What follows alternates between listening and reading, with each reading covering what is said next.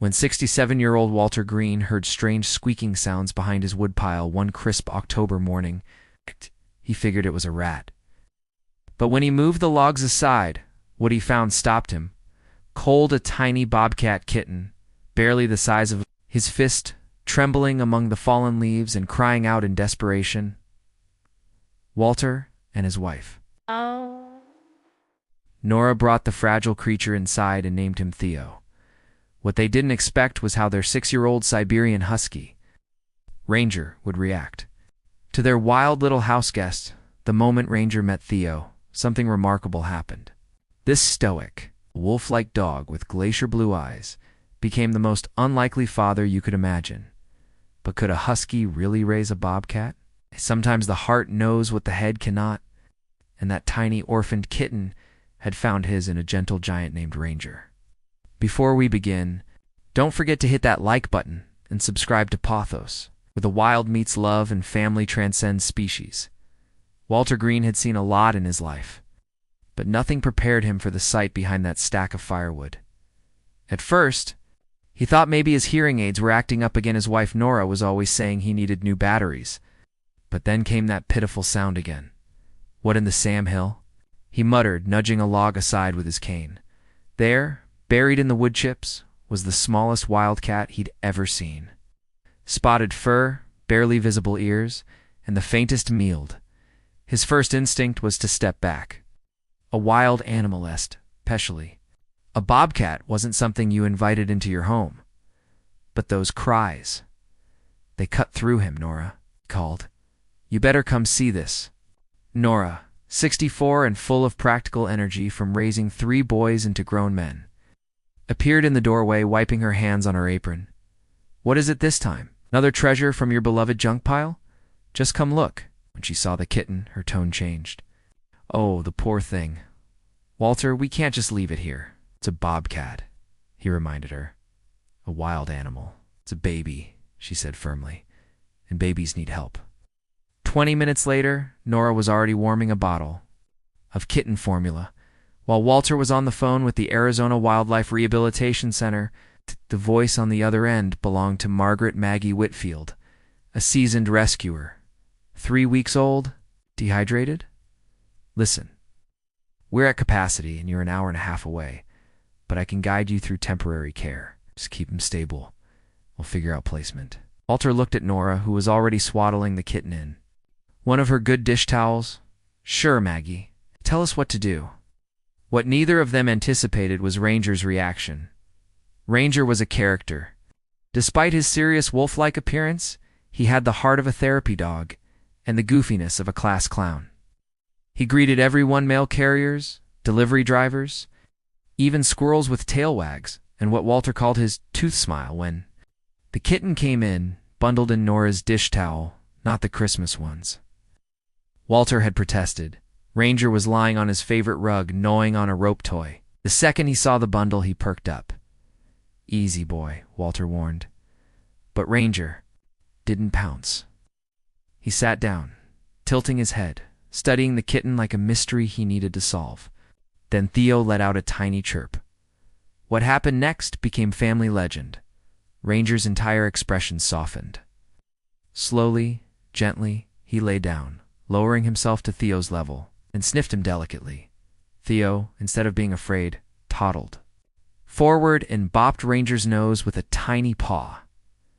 Well, I'll be darned, Walter whispered. From that moment, Theo decided that this big, fluffy creature was Mamour Dador, whatever a lonely little bobcat needed. The first days were chaos.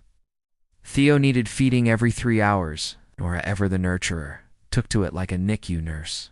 Walter started setting alarms at night groggily, warming formula in the kitchen while muttering about becoming a bobcat grandpa. But the real joy came from watching Ranger try to raise him. When Theo cried, Ranger brought toys. Soon, the kitten's bed, a heating pad inside an old Amazon box, was surrounded by tennis balls. Squeaky toys and Ranger's most prized possession, a stuffed elephant named Mr. Peanuts. He's trying to be a good dad. Nora observed one afternoon, watching Ranger carry his kibble bowl to Theo's corner. He's a dog. Theo's a bobcat. Try telling Ranger that. Ranger didn't care about biology. He taught Theo how to fetch badly, how to beg, and how to howl. The howling was something. One night, a fire truck siren set Ranger off in a long, majestic howl. Theo, perched on the coffee table, a battle Nora had clearly lost, stared wide-eyed, then let out a strangled little meow that sounded almost like a howl. He's trying to talk. Nora gasped, dropping a stitch in her knitting. Sounds more like he swallowed a kazoo, Walter quipped, but he was grinning. Back and forth they went, howling and meowing, until the neighbors texted to ask if everyone was okay. As the weeks passed, Theo grew from a palm-sized fluff ball into a long-legged adolescent. But in his mind, he was 100% husky. He tried to wag his tail at Twitchy Stub, shared meals with Ranger crunching kibble in utter confusion, and followed him on backyard patrols. Every morning, Ranger would nose Theo awake, and the young Bobcat would stretch luxuriously before climbing onto his dad's back for a ride to the kitchen. "You're spoiling them both," Walter grumbled, says the man who fed Theo bacon yesterday. It was medicinal bacon. Then one day, Maggie called, we rescued an adult bobcat male from the same area where you found Theo. There's a chance he could be Theo's father. We'd like to try a supervised meeting. Walter and Nora exchanged a glance. "If there's recognition?" Walter asked.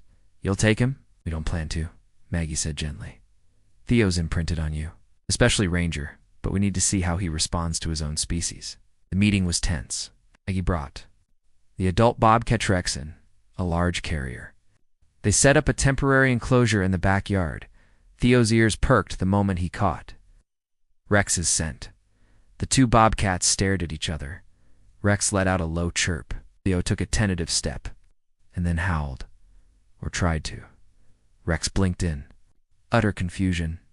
"He thinks he's a dog," Walter explained, laughing just then. Ranger pushed open the back door and bounded across the yard.